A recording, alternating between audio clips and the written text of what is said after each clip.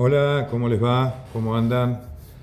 Bueno, hoy la verdad que me parece que hay un, no sé si son dos temas o tres.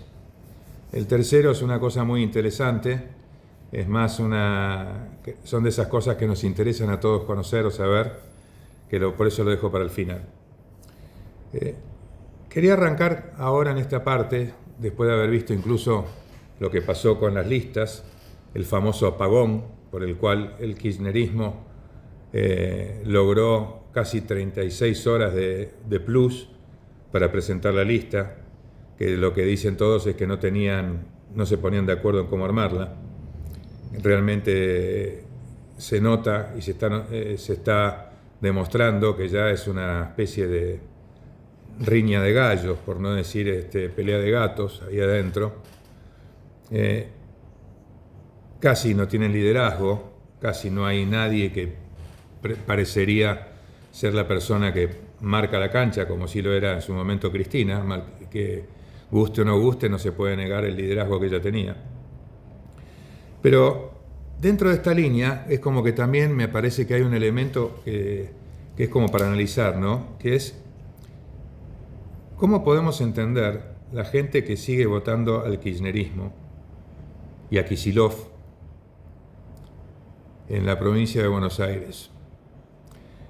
Es insólito que, por ejemplo, La Matanza siga teniendo tanta fuerza el kirchnerismo, o sea, el bastión, o podríamos decir el refugio, la fortaleza del kirchnerismo, porque es ahí a donde van todos cada vez que pierden, agarran cargos todos ahí por esa zona.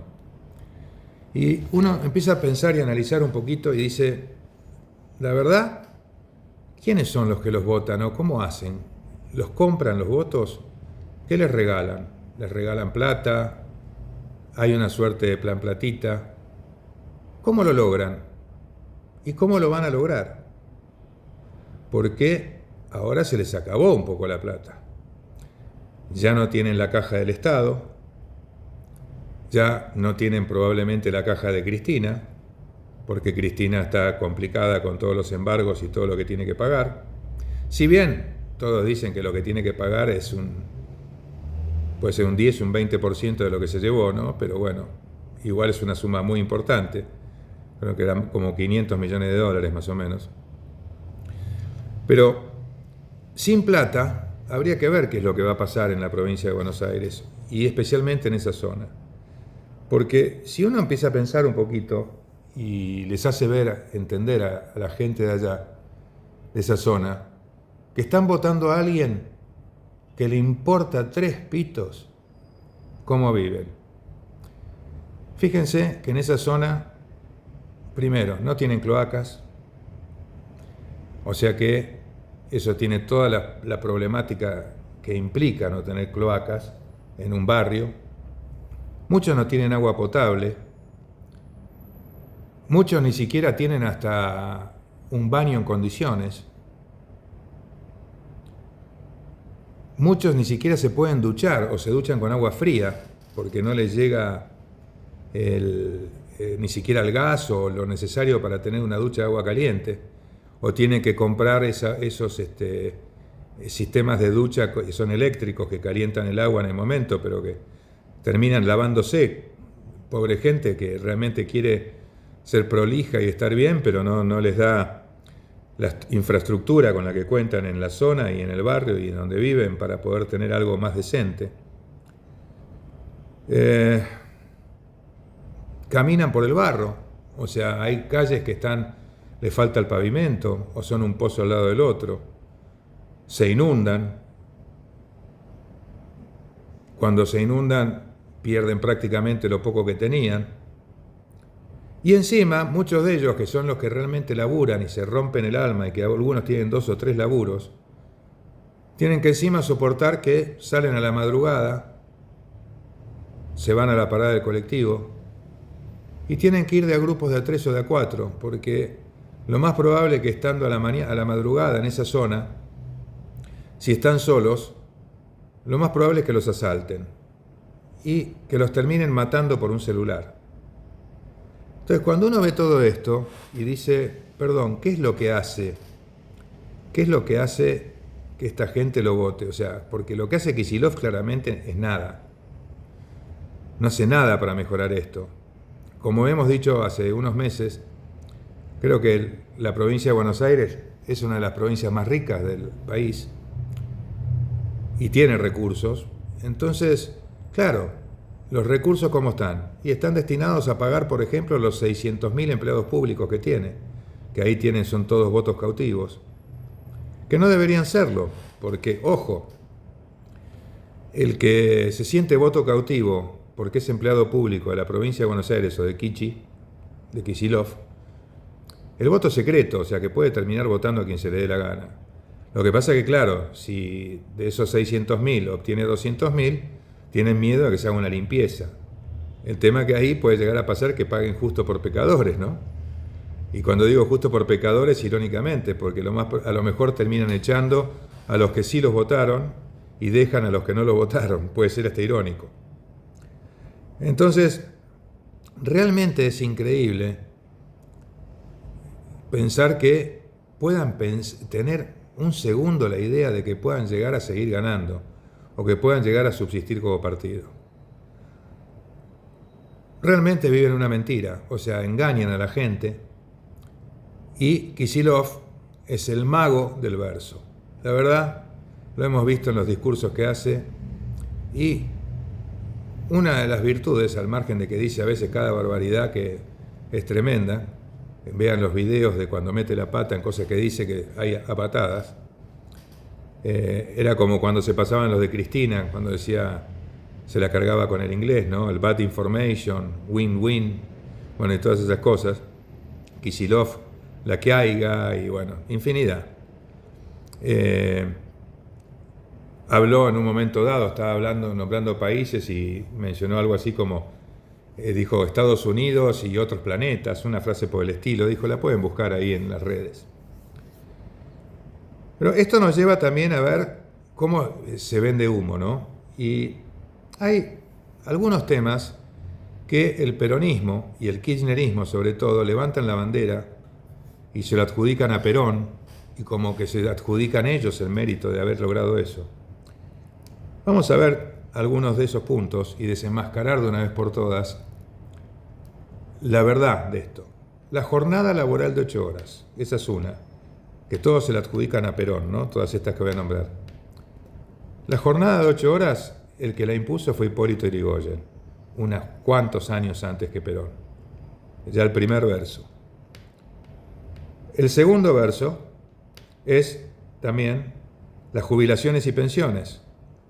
Joaquín B. González, en 1904, estableció el sistema de jubilaciones y pensiones. Un poquito antes que Perón, ¿no? Accidente de trabajo. ¿Saben? Las primeras regulaciones de accidente de trabajo son de 1915. También un montón de años antes de que Perón ni siquiera pensara en que iba a ser gobierno. El derecho a huelga. El derecho a huelga ya existía a fines del siglo XIX. Simplemente lo que se hizo después se lo reguló de alguna manera, pero ya existía el derecho a huelga. Basta con ver incluso, no solamente leer la historia argentina, sino ver también lo que pasaba en el mundo.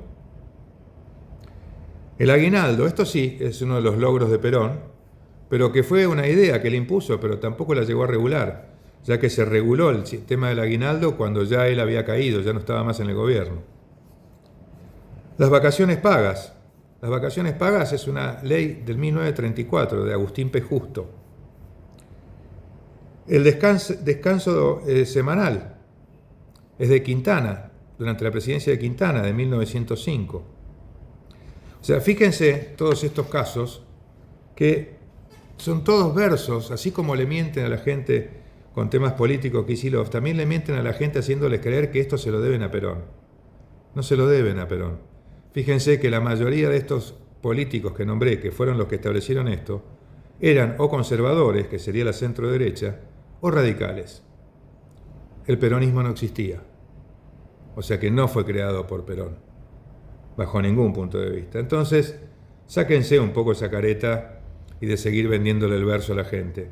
Y espero que la gente ahora esté tomando conciencia realmente de lo que pasa cuando comparan, si comparan un poquito la ciudad de Buenos Aires, la opulenta, como decía Cristina, o comparan con otras provincias, y ahí pueden llegar a ver y decir, realmente nadie se preocupa por nosotros.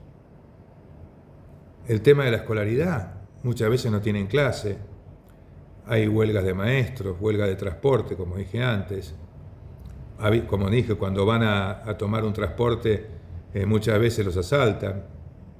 O sea, realmente creo que es importante que la gente de la provincia de Buenos Aires, incluso la gente más humilde y sobre todo los que se rompen el alma trabajando, que son la gente que quiere progresar, que quiere salir adelante, que quiere lograr su casa propia, lograr una educación para sus hijos, y se rompen el alma, se rompen el lomo levantándose a la madrugada, salen y trabajan y buscan oportunidades. No el vivo, no el operador, no el militonto, como una frase que dijo una persona cercana a mí, que un día me dijo, no son militantes, son militontos, porque se morfan el verso, se morfan la basura y después salen a gritar por el tipo que les pegó, ¿no? Es como aquel cuento, creo que no me acuerdo si era Stalin o Lenin, ¿no? Que decía que vos agarrás una gallina y le arrancás todas las plumas, y una vez que le arrancaste las plumas, después le tirás maíz y la gallina te sigue y va comiendo.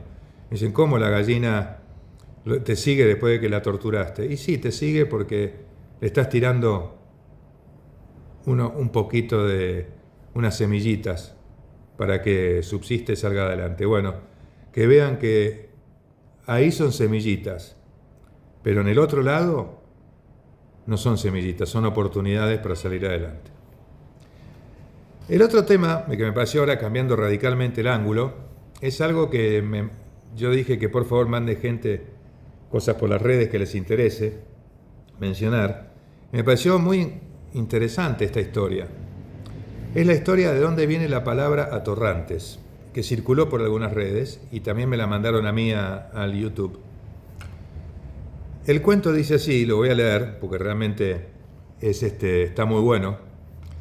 Dice, en tiempos en que la ciudad de Buenos Aires estaba construyendo la red de agua potable y de desagüe pluvial, el más grande de la historia, se traían miles y miles de tramos de cañería, fabricados en Inglaterra. Comentario mío, Inglaterra, ¿no? El capitalismo, el imperialismo, bueno, venían de Inglaterra los caños. Dichos caños, que eran de fundición, tenían grabada la marca del fabricante, que era A.